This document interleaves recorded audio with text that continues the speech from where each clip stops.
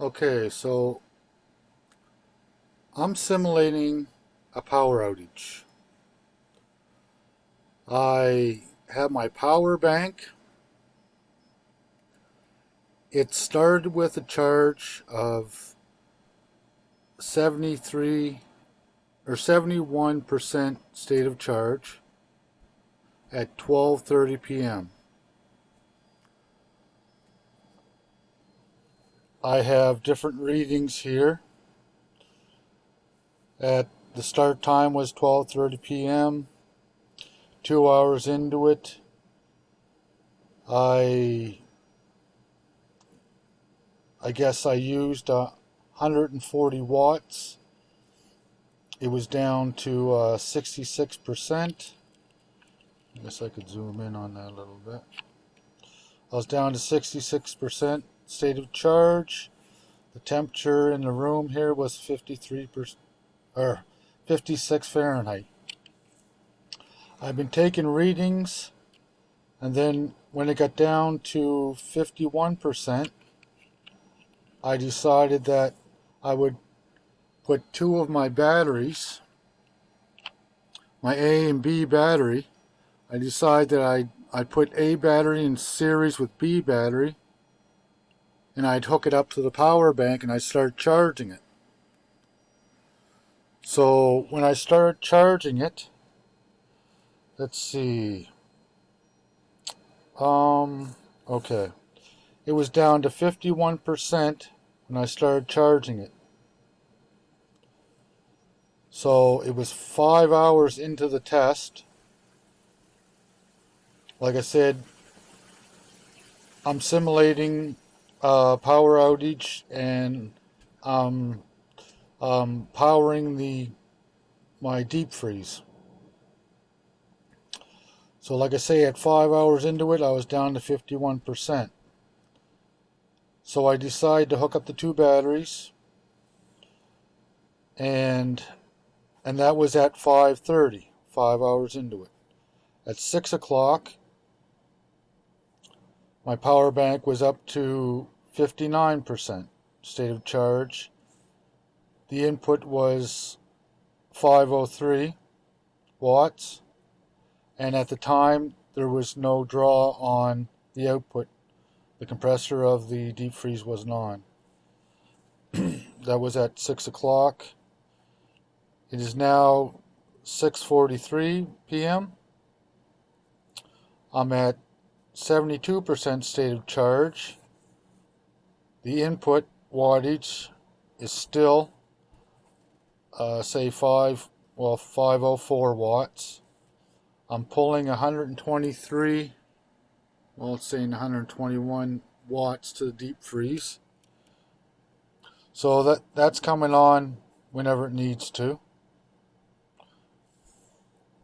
Battery A is at 12.8. 45 minutes ago it was still at 12.8. Both of them are running about the same voltage. They're both roughly the same state of charge. They were 63% state of charge, now they're 62, which is kind of surprising considering it's been going for 45 minutes. But anyhow, and the amperage draw is roughly the same. Now the difference is, when it was running for a half hour, it only had 9.1 amp hours on both batteries. Now it's 23.1 amp hours, pretty well on both batteries. So everything seems to be working fine. I'm not sure about the state of charge.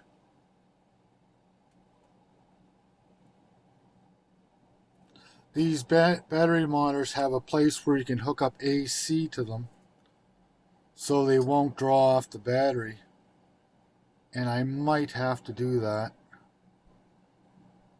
because it seems like in a week the parasitic draw of these battery monitors I think, pulled about 15% out of my batteries, which seems really high for just a monitor. I just don't understand why it would draw that much current just to keep a memory. And, well, I guess the light was on. You can turn the lights off of these things. You just got to hit it once and it'll turn them off. So I might do that next time. Actually, I should probably do it to these ones here where the backlight, maybe the backlight is drawing a fair amount of power.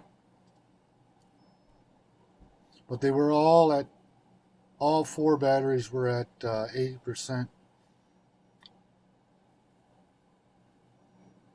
when I had them sitting here. But like I say, the parasitic draw must have pulled some power out of them, which is fine. It's not a big deal. But I guess the whole idea is, what I'm trying to do is simulate a power outage where you're not at 100%.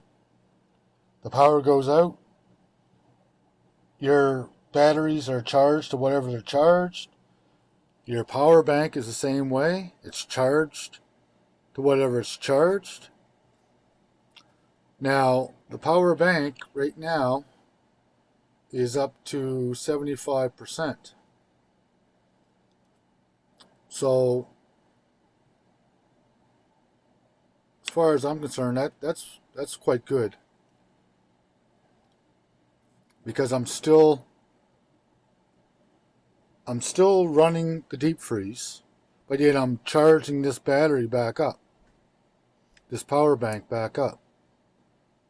So everything's working good. In this 6 hours, I guess, I've drawn 410 watt hours from the system. So it's still running good, and I'll check in on it later.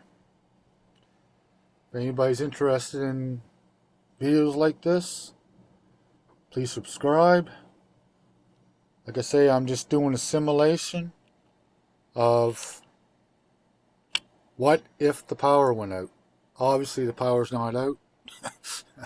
I have a light on and I have my heater on, trying to heat up the room here. We're up to 64.9, about 65 degrees Fahrenheit.